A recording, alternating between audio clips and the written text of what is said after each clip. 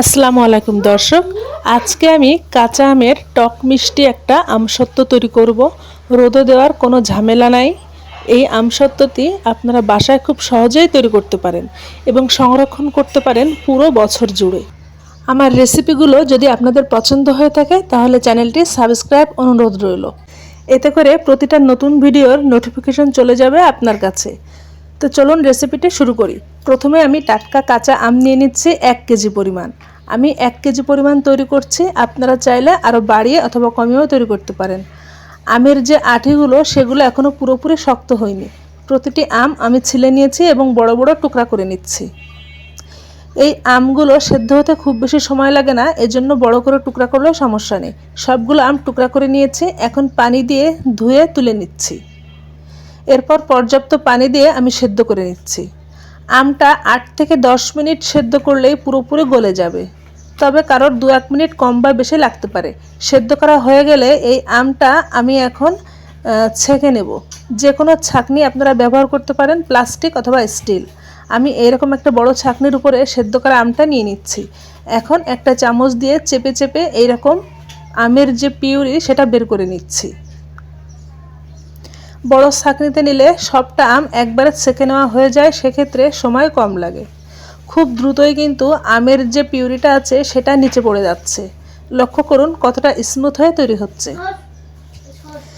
এতে করে আমের ভেতরের যদি কোনো আঁশ অথবা শক্ত শক্ত অংশ আলাদা হয়ে যাবে। দেখুন একদম আলাদা হয়ে গিয়েছে। এখন আমি আমের যে পিউরি সেটা থেকে আমসত্ত্বটা তৈরি করব। একটা বড় কড়াইয়ে আমি এটা নিয়ে নিচ্ছি এবং কতটা ঘন হয়েছে খেয়াল করুন। অনেক বেশি পরিমাণে পানি দিয়ে সেদ্ধ করলে এটা পাতলা হয়ে যায় এবং এটা শুকাতে অনেক সময় লেগে যায়। এজন্য আমি মোটামুটি ঘন করে তৈরি করেছি। একটা কড়াইয়ে আমি নিয়ে নিচ্ছি। এখন এর ভেতরে দিয়ে দেবো চিনি। আমি 2 কাপ পরিমাণ চিনি দিচ্ছি, তবে আপনারা আমের টকের পরিমাণ বুঝে চিনির পরিমাণ কম বা বেশি করতে পারেন। অনেক বেশি টক আম হলে চিনির পরিমাণ বেশি লাগে। 1/3 চা চামচ লবণ এবং সামান্য পরিমাণ green food colour, chilli flakes দিয়ে দিয়েছি 1 টেবিল চামচ।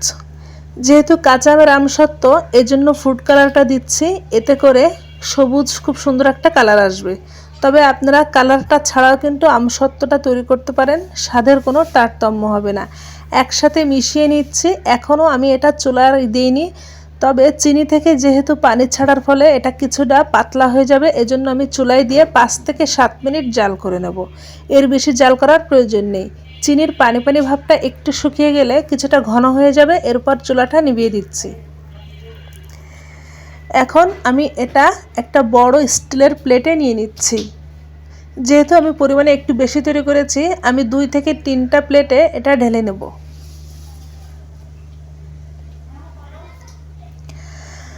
আপনারা রোদেও শুকিয়ে নিতে পারেন, অথবা চাইলে ফ্যানের নিচে অথবা গ্যাসের যে চুলা আছে তার নিচে রেখেও শুকিয়ে নিতে পারেন। প্লেটে ঢালার আগে প্লেটে কিছুটা তেল মাখিয়ে নেবেন, এতে করে আমসত্ত্বটা শুকিয়ে যাওয়ার পর খুব ভালো মতো তুলে আসে। আমি বড় আরও একটা প্লেট নিয়েছি এবং প্লেটে তেল মাখিয়ে নিয়েছিলাম। এরপর প্লেটটা চারিদিক থেকে ঘুরিয়ে এইরকম আমটা সমানভাবে ছড়িয়ে দিচ্ছি। আমার কাছে রোদের ব্যবস্থা ছিল, আমি ছাদে রোদে শুকিয়ে নিয়েছি। অল্প রোদ থাকলে 2 দিন লাগবে এবং অনেক কড়া রোদ থাকলে 1 দিনে শুকিয়ে যাবে। আমি 1 দিনেই শুকিয়ে নিয়েছি। এখন এই আমসত্ত্বটা আমি একটা ছুরির সাহায্যে ছোট ছোট টুকরা করে কেটে পরবর্তীতে তুলে নিচ্ছি। চাইলে আপনারা একেবারে পুরোটাও আমসত্ত্ব একবারে তুলে নিতে পারেন, তবে আমি ছোট ছোট টুকরা করে কেটে এরপর এক টুকরা টেনে টেনে নিয়ে নিচ্ছি। তেল দেওয়ার ফলে আমসত্ত্বটা খুব ভালো মতো উঠে চলে আসবে। লক্ষ্য করুন কতটা ট্রান্সপারেন্ট এবং কতটা লোভনীয় হয়েছে।